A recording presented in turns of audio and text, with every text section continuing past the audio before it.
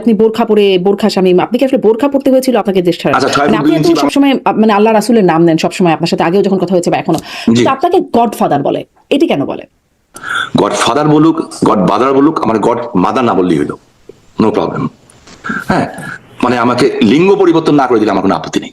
যে মানে আপনার কয়েকটা ছবি মাঝখানে আসছে, দুবাইতে আপনি মানে বিলাসবহুল গাড়ি চালাচ্ছেন বা বিভিন্ন জায়গায় বেশ বিলাসবহুল জায়গায় বলবো যে আপনাকে দেখা যাচ্ছে, যেখানে আপনার নেতা কর্মীরা দেশে, আপনি বলছিলেন কিভাবে আছে, কষ্টে আছে তারা, অনেকেই আছে যারা মানে উকিলের পয়সাটাও দিতে পারছে না, এই অবস্থায় আছেন। তো তাদের কাছে আসলে কি বার্তা যায় যে আপনাদেরকে যখন এভাবে দেখে? দেখেন, 6 ফুট 2 ইঞ্চি বাংলাদেশে কোনো মহিলা আছে যে বোরখা পরবে?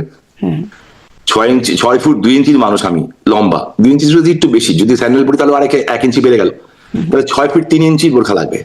তো 6 ফুট 3 ইঞ্চি পরে যদি একটা মানুষ বোরখা পরে হাঁটে, ও তো আর মুসিবত বেশি হবে। যে কোন মহিলা আসলো বাংলাদেশ থেকে, চীনা আসলো না মহিলা আসলো, বাংলাদেশের মহিলারা তো 6 ফুট 3 ইঞ্চি লম্বা হয় না।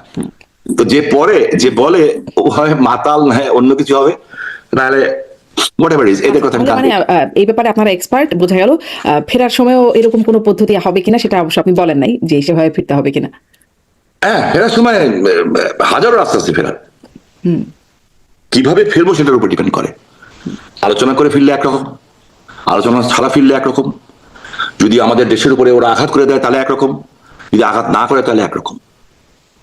তার মানে যেভাবে অনেকগুলো প্ল্যান আছে, plan A B C D এরকম অনেক কিছু আছে। আমি শুধু একটা জিনিস বুঝি, শেখ হাসিনা আমার বাংলার মা, বাংলাদেশকে ফাঁসি দেওয়া হয়েছে, শেখ হাসিনাকে ফাঁসি দেওয়া হয়েছে। উনি নির্দেশনা দিবেন, আমরা তার সোলজার, আমরা সেই নির্দেশনা পালন করব। শেখ হাসিনা এখন 80-র মতো বয়স হয়ে যাচ্ছে তার তো মানে ধরেন আমরা যেটা বুঝি, আমাদেরও বয়স্ক বাবা মা, তাদেরও মানে শারীরিক মানসিক সক্ষমতা সবই কমে।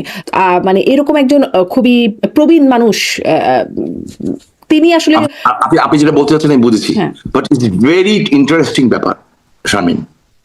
আল্লাহর এটা অশেষ রহমত, হয়তো এই জিনিসটা আমাকে সবচেয়ে বেশি চিন্তা দেয়। বাট আমি যতটুকু কাবু মানুষ এখন শারীরিকভাবে, আল্লাহর কি রহমত, আমার বয়স 64 চলছে। আল্লাহর, আমি শামীম ওসমান মরে গেলে কিচ্ছু হবে না দেশের। হয়তো আপনি একদিন বলবেন ওনার সাথে একবার দেখা হয়েছিল, লোকটা ভালো ছিল কিংবা খারাপ ছিল বলবেন। আমার কিছু লোক, দেশের লোক হয়তো কানবে টানবে, হ্যাঁ, আমার বউ বাচ্চা কানবে, আমার ভাই বোনরা কানবে। এরপরে হয়তো 10 বছর 20 বছর পরে, 1 বছর পরে আমার ফ্যামিলি ছাড়া সবাই হয়তো ভুলেও যাবে। বাট শেখ হাসিনা যদি কিছু হয়ে যায়, এই মুহূর্তে কোনো অল্টারনেট নাই, এবং আল্লাহর রহমত আছে বলে উনি 21 বার মরেন নাই, আল্লাহ ওনাকে বাঁচিয়ে রেখেছে। এবং তার মানে কি এই আপনি জেনে খুশি হবেন, অল্টারনেট নাই না এই মুহূর্তে নাই, আপনি জেনে খুশি হবেন আলহামদুলিল্লাহ উনি আগের চেয়ে মেন্টালি প্রচন্ড শক্ত, ফিজিক্যালি আলহামদুলিল্লাহ রাব্বিল আলামিন আল্লাহ ওনাকে অনেক ভালো রেখেছেন। বিকজ আমার মনে হয় এই এতিম মানুষটার উপরে যা সবকিছুকে আমরা মেরে দিয়েছে, এই দুটো অনেক উপরে আল্লাহর রহমত আছে। একটা বিগ পিকচার পেলাম। খুব ছোট করে শুনি যে আপনার কথা শুনছিলাম, যে আপনি কবে গেলেন, কিভাবে গেলেন, বা যেটা আপনারা পালালেন কিভাবে, সেই নিয়ে অনেক আলোচনা আছে। শেখ পরিবারের কেউ নাই, ধরেন ডিফেন্স, মানে আপনি বলছেন অনেক সময় ডিফেন্সই হচ্ছে সবচেয়ে বড়, মানে আপনাদের নিজেদের জন্য ডিফেন্সই সবচেয়ে বড় মেথড হতে পারে। তো সেজন্য মানে সেই ডিফেন্সটা হচ্ছে আপনাদের সেই সময় চলে যাওয়া, সেটি আপনি বলছিলেন। শেখ পরিবারের যারা বড় নেতা পর্যায়ের একদম ছোট আতিপাতি যারা আছেন সবাই চলে গেলেন, এটা কেন, এটা কিভাবে হলো? না, সবাই যেতে পারেনি, অনেকে ধরা পড়ছে। যেমন আমাদের আবুল হাসান আব্দুল্লাহ সাহেবের ছেলে এখন জেলে আছে। হ্যাঁ, ধরা পড়ে লাভটা কি হবে? দীপুমনির মতো লাশের সামনে যে কাঁদতে হবে? বলেন আপনি, দীপুমনির মতো লাশের সামনে যে কাঁদতে হবে? লাভ নাই তো। ধরা পড়লে তো আমার উইকনেস। যুদ্ধের ময়দানে আপনাকে 1 স্টেপ অ্যাহেড হতে হলে প্রয়োজন হলে আপনাকে 2 স্টেপ পিছনে যেতে হবে। 1000 সোলজার নিচে দাঁড়িয়ে আছে, আপনি যদি এই পাহাড়ের একটা উপরে 2টা সোলজার নিয়ে বসে থাকেন, ওই 1000 সোলজার আপনাকে কিচ্ছু করতে পারবে না। সেটা কৌশল, রণকৌশল।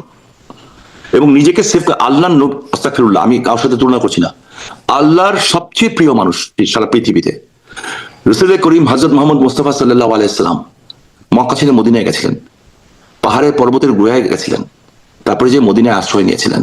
কেন? আল্লাহর নির্দেশে। সো আপনার জীবনকে বাঁচানো, আপনাকে রক্ষা করা, এটাও কিন্তু আপনার দায়িত্ব। সেদে সেদে মরে যাবো। হ্যাঁ জি, এটা স্পষ্ট যে এটিও আপনাদের কৌশলের অংশ। একটু শেষের দিকে একদম এই প্রশ্ন করি যে ধরেন বিএনপি বলি বা জামাত তো আছেই, বিএনপি বলি বা আরো অন্যান্য অনেক দল, এমনকি আপনার দলের অনেকের মুখেও শোনা যায় মানে আপনি এত সবসময় মানে আল্লাহ রাসূলের নাম নেন সবসময়, আপনার সাথে আগেও যখন কথা হয়েছে বা এখনো, জি। তো আপনাকে গডফাদার বলে, এটি কেন বলে? বা even আমাকে আপনার দলের লোকজন, সেলিনা হায়াৎ আইভীর মুখে আমরা শুনেছি নির্বাচনের সময়। না না, আইভি আগে এখন আইভিকে নিয়ে বলবো না আমি, কারণ আমার এই বোনটা অত্যাচারিত হয়েছে। আইভি বিনা কারণে বিনা অপরাধে একে 7-8 মাস জেল খাটতে হয়েছে। এবং আমার কাছে খারাপ লাগে, তার কয়েকদিন আগে ওর ছোট ভাইটা মারা গেছে। ওর ছোট ভাই 2টা বাচ্চা ছিল, ওই ছিল মূল গার্জেন, তারপর তাকে গ্রেফতার করা হয়েছে। আমি এটার মুক্তি পেয়েছে, বাট আমি এখনো তীব্র এটার প্রতিবাদ জানাই। আর গডফাদার যারা বলে আমার আপত্তি লাগে না, গডফাদার বলুক গড বাদার বলুক, আমার গড মাদার না বললেই হলো, নো প্রবলেম। হ্যাঁ, মানে আমাকে লিঙ্গ পরিবর্তন না করে দিলে আমার কোনো আপত্তি নেই। আমি যার বাবা নাই তো ফাদার বলে, অসুবিধা নেই, আমার কোনো সমস্যা নেই। কে কি বলবে, হু কেয়ার। আমি আমার চলাপথে যদি ঠিক থাকি, দ্যাটস এনাফ। আমি নিজের মন আমাকে বলে আমি সঠিক কিনা। আমি যদি আমার নিজের মন সঠিক বলে, আপনি জার্নালিস্ট, আপনার প্রশ্নে আমি খুব ক্ষিপ্ত হয়ে গেলাম, ধরেন কথা আমি একটা প্রশ্ন করলেন, আপনি আপনার বলে ক্ষিপ্ত হলাম। আপনার কাজই হচ্ছে আমাকে প্রশ্ন করা, আমার উত্তর নেওয়া এবং জনগণের কাছে পৌঁছে দেওয়া। আমি যদি ক্ষিপ্ত হয়ে যাই আপনার উপরে, আপনার তাতে কিচ্ছু এসে যায় না। আমি ক্ষিপ্ত হয়ে আপনার সম্বন্ধে নিয়ে, আপনার ব্যক্তিগত চরিত্র নিয়ে বাজে একটা কথা বলে দিব বাইরে, যেটা আমাদের বাংলাদেশে এখন হচ্ছে, অনেক নারী সাংবাদিকের ক্ষেত্রে হয়েছে, বলে দিব। আপনার তাতে কি এসে যায়? আপনি তো জানেন যে you are in right track, and that's me.